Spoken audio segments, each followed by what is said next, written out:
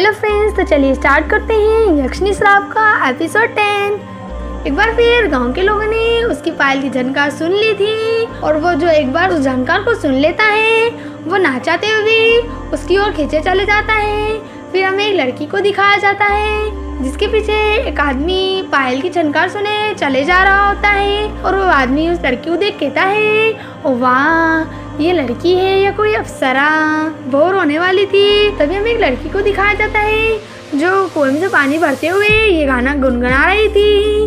भोर भई पनघट पे उहु उहु हु, मोहे नट्ठी खट्टी शाम सताए उहु उहु।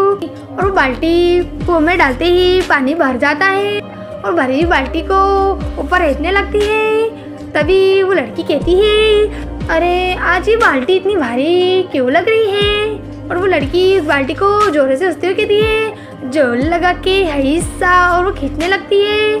तभी वो लड़की खींचते हुए जमीन पे गिर जाती है। तभी अचानक लड़की के सामने एक कटी हुई गर्दन आ जाती है और वो कटी हुई गर्दन उस लड़की की गोदी में गिर जाती है, जिसे देख वो चिल्लाती है और शॉक्ड हो जाती है। थोड़ी देर में कुएं के पास गांव वालों का जमावड़ा लग गया। तभी गांव का एक आदमी कहता है, कौन कर सकता है ऐसा।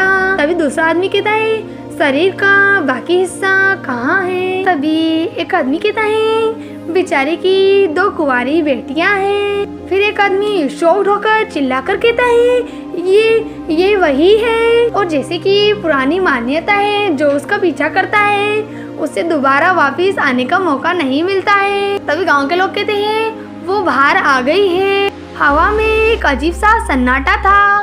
पहले वो हवेली से डरते थे, लेकिन अब ऐसा लग रहा था कि गांव भी अब सुरक्षित नहीं रहा। उनका सबसे बड़ा डर हकीकत में बदल गया था। गांव के लोग इस बात को सुन कांपने लगते हैं, लेकिन आदमी भी क्या करे जब उसको पता हो कि उसका सामना एक ऐसे दुश्मन से है जिसको वो हरा नहीं सकता। तभी एक आदमी डर के मारे चिल्लाकर कहता है, मैं मरना नहीं चाहता, मैं मरना नहीं चाहता। वो गांव वाले उससे डरते थे और उसके जिक्र होते ही लोगों की रूह कांप जाती थी।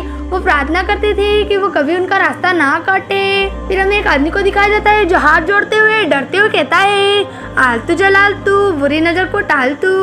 और वहीं कुछ लोग अपने तथाकथित घमंड के पीछे छुप जाते हैं। तभी एक बुजुर्ग अंकल कहते हैं, मैं मानता हूँ कि ये मुश्किल घड़ी है, लेकिन भूलो मत।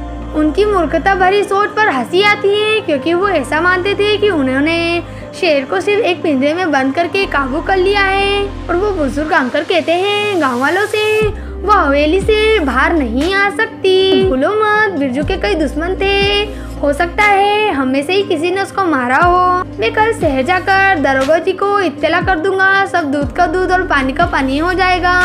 सब घर जाओ और शाम ढलने के बाद कोई बार मत आना। मुखिया जी की बात मानकर सभी लोग अपने अपने घर चले गए। फिर हमें मुखिया जी का घर दिखाया जाता है जहाँ किसी के पैर बंधे होते हैं और वो अजीब अजीब सी आवाज निकाल रहा होता है। तभी कोई कहता है, जगदम्बा उठ गई। मुझे इस लड़की की इस उम्र में भी चिंता होती है। फिर हमें जगदम्बा को दिखाया जाता है जिसके मुंह पे कपड़े से पट्टी बंधी होती है। तभी उसको देख कोई कहता है, जगदम्बा बेटी तू उठ गई। तभी वो मुखिया जी ऊपर चले आते हैं और कहते हैं, मैंने इसके माता पिता को कहा था कि इसको शहर मत ले जाओ। शहर की हवा से लड़कियों को उल्टे सीधे विचार आते हैं। और मुखिया जी कहते हैं, जगदम्बा बेटी तू उठ गई। जगदम्बा ने सभी सामान इधर उधर फेंक दिया होता है। और वो मुखिया जी जगदम्बा से कहते हैं, खाना क्यों नहीं खाया। और मुखिया जी कहते हैं, वो बेवकूफ, तुझे खोलना तो भूल ही गया। चिंता मत कर, कल मैं तुझे तांत्रिक बाबा के पास ले जाऊंगा, वो अवश्य तुझे ठीक कर देंगे। तभी अचानक जगदम्बा की आंखें लाल हो जाती है, मानो कि वो जैसे जगदम्बा नहीं हो, और वो अजीब अजीब सी आवाजें निकाल रही होती है। आखिर क्या हो गया जगदम्बा को, आखिर क्या होने वाला था बेचारी जगदम्बा के साथ। क्या जगदम्बा मुखिया जी को जान से मार देगी। क्या जगदम्बा ने ही गांव वालों को मारने की कोशिश की है। और आगे जानने के लिए देखते रहिए हमारे साथ यक्षिणी का श्राप।